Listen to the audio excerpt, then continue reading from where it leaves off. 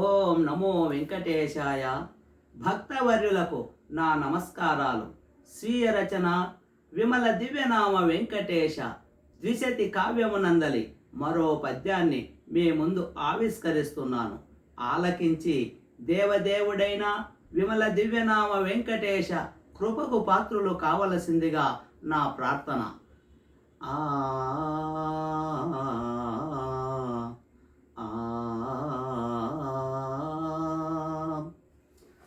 నంద సతి యశోధనాడు కోరిన ఎట్లే, నంద సతి యశోధనాడు కోరిన ఎట్లే, నీకు పెళ్లి చేయనగడనిట్లు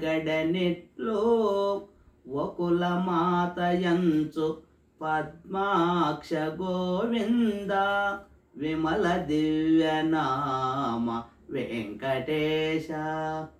ఓ విమల దివ్యనామ వెంకటేశ, నిర్మలమైన దివ్యనామం కలిగిన సర్వ పాపములను ప్రక్షాళనం గావించే ఓ శ్రీ వెంకటేశ గోవింద.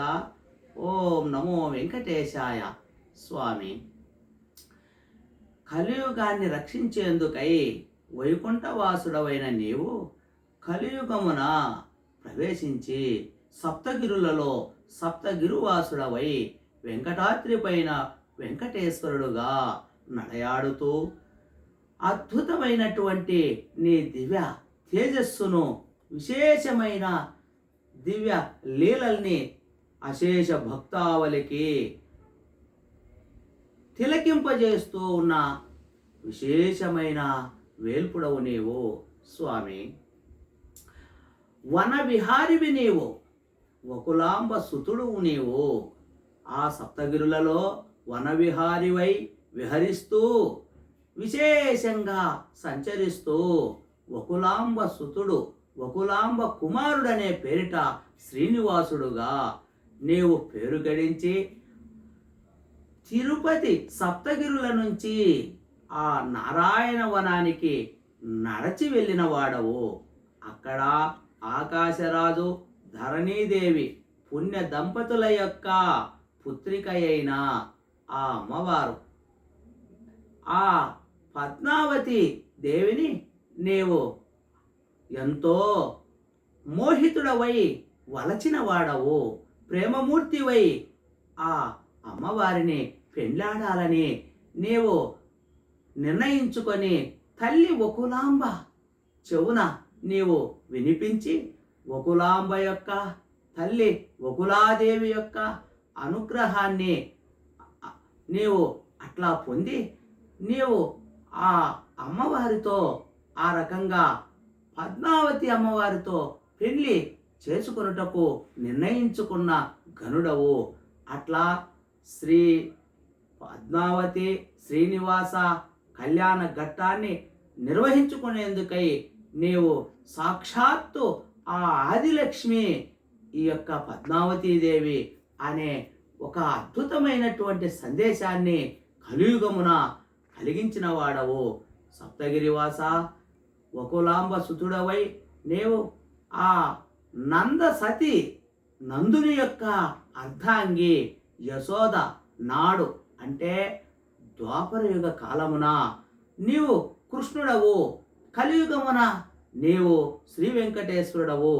ఆ యశోదయే ఈ వకులామాతగా మారి ఆ వకులామాత రూపంలో ఆ యశోదను నీవు కోరినట్లుగా మరి కలియుగములో వకులమాతగా నీవు నాకు పెళ్లి చేయవలసినది అని తెలియపరిచినటువంటి వాడవు. నీవు కోరుకున్నట్లుగా నీకు పెళ్లి చేయనెగడనిట్లు. ఎవరమ్మా? ఆ అమ్మ వకులాంబ యశోదాదేవి.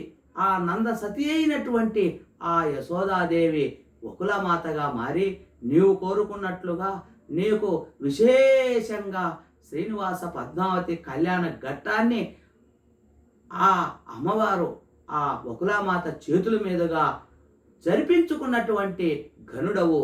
ఓ గోవింద, ఓ వనవిహారి, ఓ భక్త వత్సల, ఓ విమల దివ్యనామ వెంకటేశ, ఎంత గొప్ప వేల్పుడవు. మంగళకర పుష్పమాలికల్ తొడుతన్ పూజలందుకొనెడు భూనివాస మహిమలెన్నో చూపు మాధవ గోవింద మహిమలెన్నో చూపు మాధవ గోవింద గోవింద. ఆ రకంగా శుభకరమైన మల్లెమాలలతో విశేషమైన వివిధ వర్ణ వికసిత పుష్పమాలికలతో పూజలు అందుకుంటూ ఉన్న కలియుగ శ్రీనివాసుడవు, కలియుగ రక్షణార్థివి నీవు స్వామి. విశేషమైన లీలలతో అశేష భక్తావళిని నిత్యము ఆకర్షిస్తూ ఉన్నటువంటి ఘనుడవు స్వామి.